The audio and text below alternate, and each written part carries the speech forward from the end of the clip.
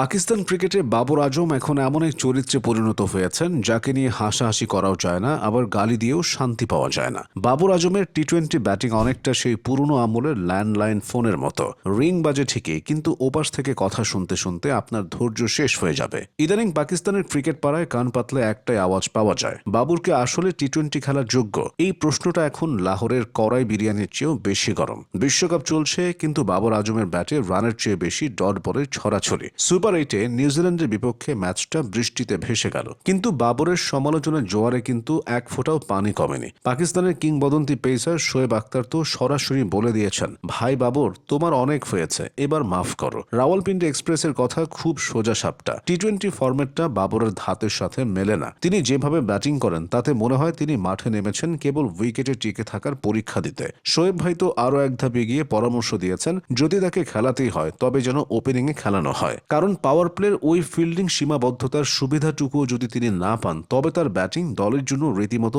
অভিশাপ হয়ে দাঁড়ায়। পাকিস্তান টিম ম্যানেজমেন্ট আবার এক কাঠি সরস। তারা বাবরকে 4 নম্বরে নামানোর এক অদ্ভুত কৌশল নিয়েছে। শোয়েব আখতার এই কাণ্ড দেখে রীতিমতো তেলে বেগুনে জ্বলে উঠেছেন। তিনি বলছেন, এটা তো রকেট সায়েন্স না যে বুঝতে এত সময় লাগবে। বাবরকে 4-এ নামানো মানে হলো তাকে শুধু শুধু দলে টেনে হিচড়ে নিয়ে যাওয়া। এটা কোনো ক্রিকেটীয় পরিকল্পনা নয়, বরং বাবরের ক্যারিয়ারকে জোর করে অক্সিজেন দিয়ে বাঁচিয়ে রাখার একটা অপচেষ্টা মাত্র।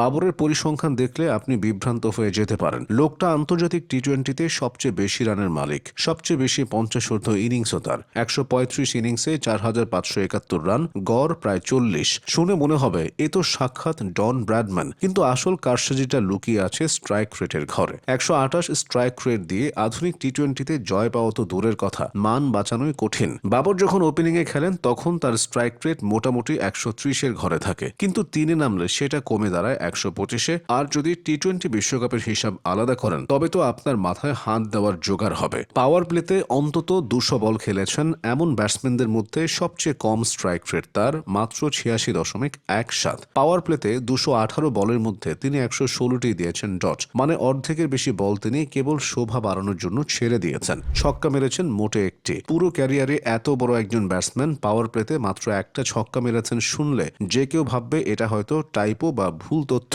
বাবর আজমের ব্যাটিং নিয়ে ইদানিং শুধু ঘরের শত্রু বিভীষণরা নয়, বিদেশিরাও হাসাহাসি করছে। সিডনি সিক্সার্সের হয়ে বিগ বেশে খেলতে গিয়ে বাবর যখন একের পর এক ডট বল খেলছিলেন তখন ও প্রান্তে থাকা স্টিভ স্মিথও হয়তো বিরক্ত হয়ে ভাবছিলেন, আমি তো টেস্টে ডাবল সেঞ্চুরি করি, কিন্তু এই ভদ্রলোক তো টি-20-তেই টেস্টের আমেজ নিয়ে এসেছেন। শেষমেশ বাবর যখন একটা সিঙ্গেল নিতে চাইলেন স্মিথ তাকে নির্দয়ভাবে ফিরিয়ে দিলেন। মানে সোজা কথা, ভাই আপনি যে ডট বল খেলছেন খেলেন, অযথা দৌড়ঝাঁপ করে শরীর নষ্ট করার দরকার নেই। অস্ট্রেলিয়ান কিংবদন্তি অ্যাডাম গিলক্রিস্ট লাইভ কমেন্ট্রিতেই বলে বসতেন, বাবর আসলে দলের জেতার দায়িত্বটা সতীর্থদের কাঁধে ফেলে নিজে শুধু টিকে থাকার চেষ্টা করেন। মানে আমি আউট হব না, বাকিরা মরুক আর বাঁচুক তাতে আমার কিছু যায় আসে না।